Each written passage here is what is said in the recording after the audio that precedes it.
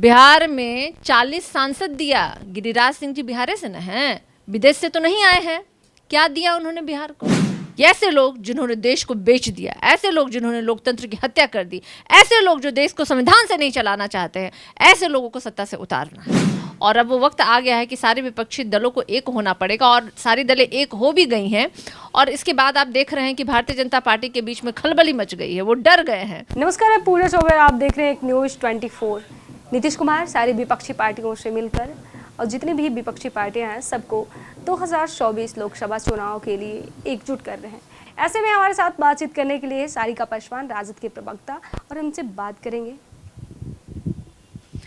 देखिए, अभी जो देश की स्थिति है, जिस तरीके से देश में लोकतंत्र की हत्या की जा रही है, जिस तरीके से संविधान का मजाक उड़ाया जा रहा है, जिस तरीके से देश में महंगाई, बेरोजगारी या महिलाओं की स्थिति है, ये तमाम ऐसे मुद्दे हैं जिसको लेकर के देश का हर एक व्यक्ति जो है वो त्राहिमाम है।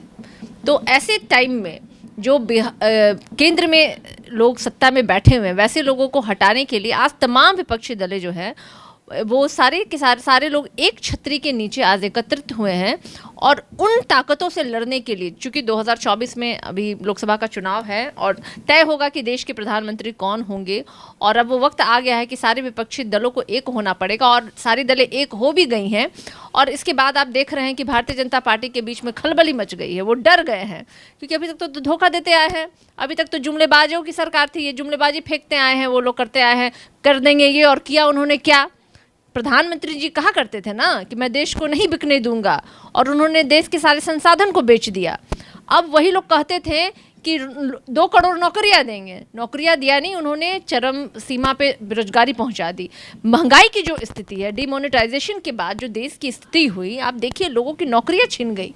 लोगों के पास अब लगभग 80 करोड़ आज देश की जनता है वो सरकारी अनाज पे डिपेंडेंट हो गई है। वही 20 करोड़ जनता जो है वो भूखे सोने को मजबूर है। किसकी देन है ये? भारतीय जनता पार्टी की देन है। जब से वो केंद्र में सत्ता में आई है, देश जो है घुटने के बल लोग टिक गए हैं। तो अब ऐसी ताकतों से लड़ने के लिए तमाम विपक्षी दल जो है वो एक हुई हैं, और आज एजेंडा है कि ये 2024 में भारतीय जनता पार्टी को सत्ता से बेदखल करना है, और ताकि हमारा देश जो है वो तरक्की के रास्ते पे जाए। केंद्रीय मंत्री गिरिराज सिंह तो बोल रहे हैं कि जिसके पैरों में चप्पल नहीं हो क्या एकजुट होगा। देखिए, देश जब हमारा आज़ादी की लड़ाई लड़ रहा था तो बहुतों के पैरों में चप्पल नहीं थे, लेकिन क्या था विचार ये था कि अंग्रेजों को देश से खदेड़ना है। विचार बड़े होते हैं, चप्पल और जूते बड़े नहीं होते। हमारे जो सिपाही होते हैं, जो क्रांतिकारी थे, वो बिना चप्पलों के उन्होंने लड़ाई लड़ी है।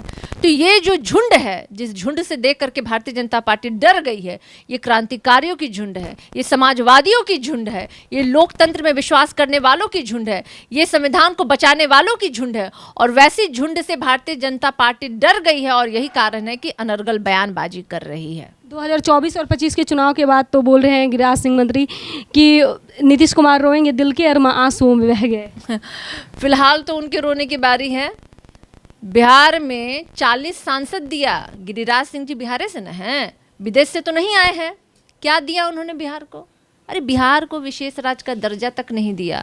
एक यूनिवर्सिटी है, पटना यूनिवर्सिटी, उसको केंद्रीय यूनिवर्सिटी का दर्जा नहीं दिया।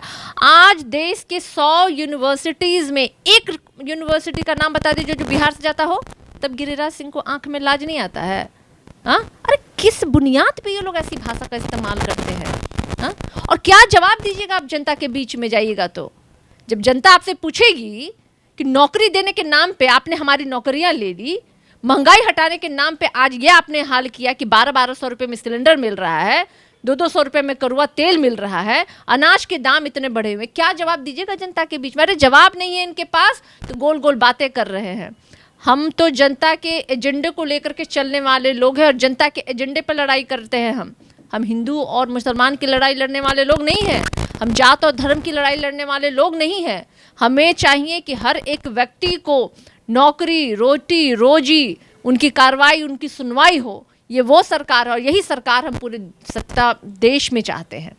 और उस सरकार को लाने के लिए आज तमाम जो विपक्षी दल हैं वो एकत्रित हो गई हैं, मिल गई हैं, और मजबूत गठबंधन तैयार हो रहा है।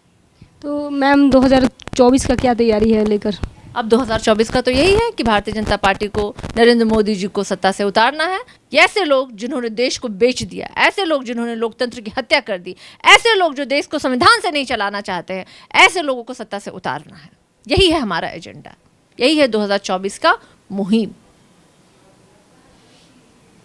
तो आपने सुना आरजेडी प्रवक्ता सारिका पासवान को क्या कुछ कह रही थी। आप फिलहाल बने रहे हमारे साथ और देखते रहे इक न्यूज़ 24।